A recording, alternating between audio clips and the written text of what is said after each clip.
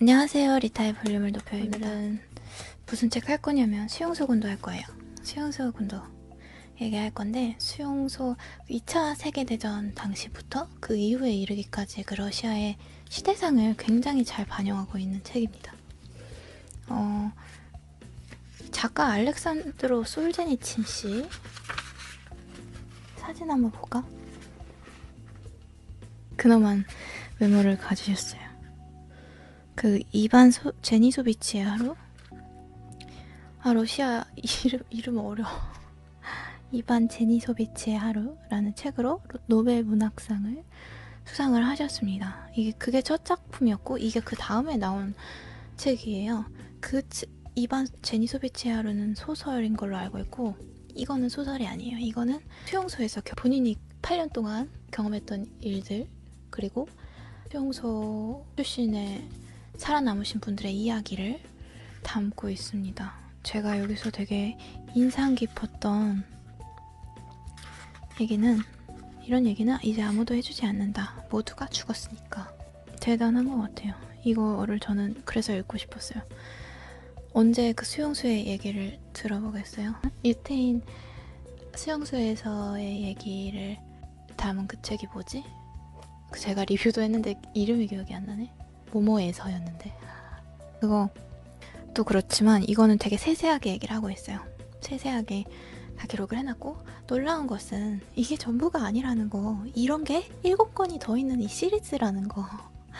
제가 엄청 길다고 들었거든요. 근데 이거가 1권이란 특별히 말도 없고, 그래서 아니 뭐 이 정도 두꺼운 거 내용이 어렵나? 이게 그렇게 긴가? 라고 생각했는데, 다 읽고 목차로 돌아가서 보니까 목차에 이 모든 게 1부라고 나와 있는 거야. 그냥 1부라고. 1부 하고 끝이어가지고 2, 3, 4, 5, 6, 7이 더 있대. 찾아보니까. 헐. 그래서 여기까지 하는 걸로 다른 거를 해야 돼가지고 이걸 다 읽을 수가 없어요. 73년도부터 78년에 쓰신 거고, 이거 써가지고 소련에서 추방당하시고 외국에서 2, 3부는 나왔습니다. 거의 모든 삶을 바쳐서 굉장한 그 의무감을 가지고 기록을 수집을 하고 목숨을 걸고 작업을 하신 거예요. 있는 그대로 그 후 세대에게 전달을 하려고. 그리고 그 스탈린 정권에서 굉장히 많은 악행이 저질러졌어요. 그리고 러시아도 2차 세계대전 모든 혼란들이 끝나고 정리를 해야 되잖아요. 우리나라도 친일 행위에 대한 정리라 그래야 되나? 질책할 건 하고, 감옥에 보낼 사람들은 보내고, 새 시대의 기준에 맞게 지나간 어두운 시간에 대한 그 단죄들을 했어야 되는데, 우리나라도 그게 안 됐다. 근데 러시아도 굉장히 안 됐나 봐요.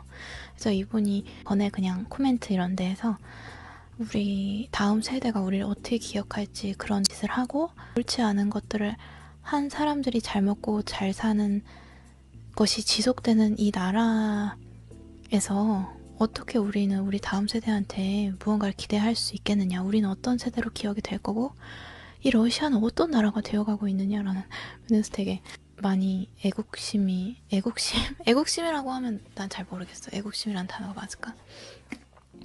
진짜로 걱정하는 게 느껴졌어요. 제가 다른 나라의 그런 본인의 나라에 대한 애정에서 그런 공감을 느낀 적이 정말 크게 많지는 않은데, 거의 없는데, 그렇게 몰입이 되는 이유는 러시아가 또 포로 관리를 안 했대요. 그러니까 보통 우리가 전쟁을 하다가 우리나라 군인이 포로로 외국에 잡혀 들어가면 국제적인 조약도 있고 그 포로들을 굉장히 대우를 서로 잘해주자라는 그 약속들이 있거든요. 근데 러시아 같은 경우는 그거에 참가를 안 하고 우리 싸울 때까지만 우리 군인이고 잡혀 들어가면 완전히 버렸나 봐요. 그래서 그렇게 버려진 사람들이 러시아가 자기를 버린 걸 알면서도 계속해서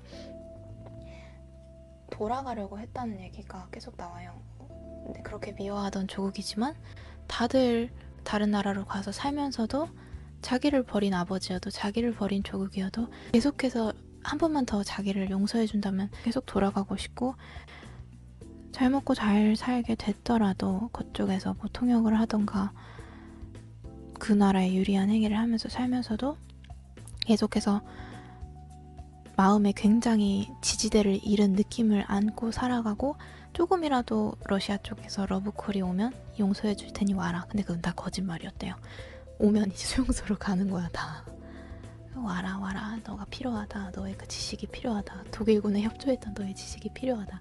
라고 해서 막 데려가면 다시 수용소로 다 보내고 총살하고 이런 상황에서도 계속해서 돌아가고 싶었다고 해요. 그런 나라를 향한 걱정들이 되게 이 책에서 많이 느껴졌어요. 요약을 하거나 하긴 좀 그럴 것 같고 이분이 8년 동안 수용소에 있었거든요. 8년 동안 있으면서 악함에 대해서 어떤 생각을 했는지 어떤 이야기를 했는지를 들려드리려고 해요. 우리가 일반적으로 자라면서 어렸을 때 들어온 악인에 대한 이미지가 어때요? 보통 2차원적인 소설이나 이런 데에서 묘사를 하고 있는 악인의 모습은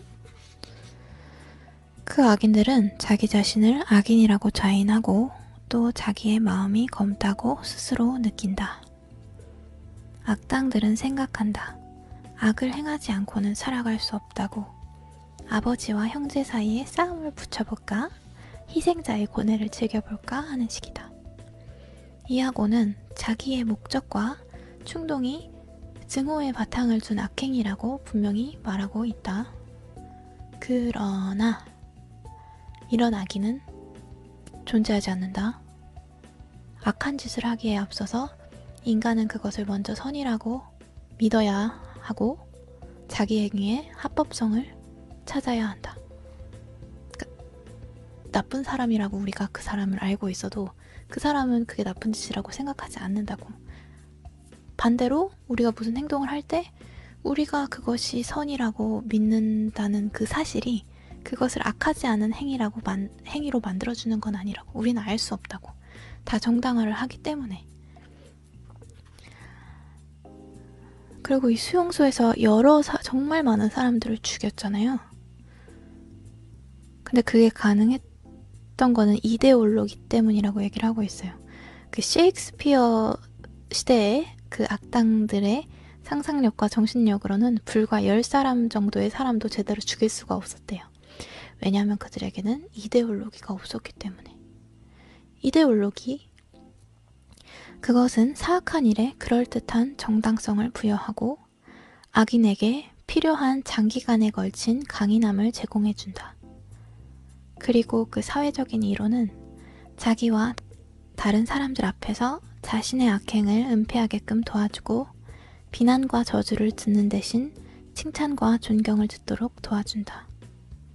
그래서 종교 재판관은 그리스도교로, 침략자는 조국의 찬양으로, 식민주의자는 문화로, 나치스는 인종으로, 자코뱅파는 다가올 세대의 평등과 우위로 무장을 했던 것이다. 바로 이것이 셰익스피어의 악인들이 뛰어넘을 수 없었던 경계선이다. 그러나 이데올로기를 가진 악인들은 말똥말똥한 눈으로 태연히 그 선을 뛰어넘는 것이다. 물리학은 한계의 크기와 한계 현상을 안다. 이것은 자연만이 아는 자연에 의해서 암호화된 한계를 넘어서지 않으면 나타나지 않는 현상을 말한다. 라듐에 아무리 황색 광선을 비추어도 전자는 방출되지 않는다. 그러나 약한 파란 광선이 비치는 순간 전자는 방출된다. 가로 열고 광전 효과의 한계를 넘었기 때문에. 가로 닫고. 산소를 영하 100도 이하로 냉각시키고 압력을 가하면 가스만 나오지만 영하 118도까지 냉각시키면 흐느흐느한 액체로 변하고 만다. 악한 행위에도 역시 한계가 있는 것 같다. 그게 우리가 일반적으로 생각하는 머릿속에 깊게 가지고 있는 악인에 대한 이미지와 실제 악인의 차이라고. 네. 보통 수용소라고 생각하면 유태인 수용소를 생각을 하시잖아요. 압제와 학살이 있었고, 그렇지만 그 사건과 이 러시아에서 있었던 일들의 차이는, 전자는 타 집단에 대한 증오로 발현된 거라면 이건 동일한 인종에 대해서 이런 짓을 한 거거든요. 그래서 그런 차이가 있습니다. 자기 자리를 두려워해야 된다고 하는 얘기가 있는데, 이분도 이 악에 대해서 얘기를 하면서 기관원이라고 하는 거는 수용소에 잡아놓고 고문하고 악질적인 행위들을 담당한 사람들을 기관원이라고 부르는데, 그리고 그 기관이라고 하는 것은 수용소를 포함한 그런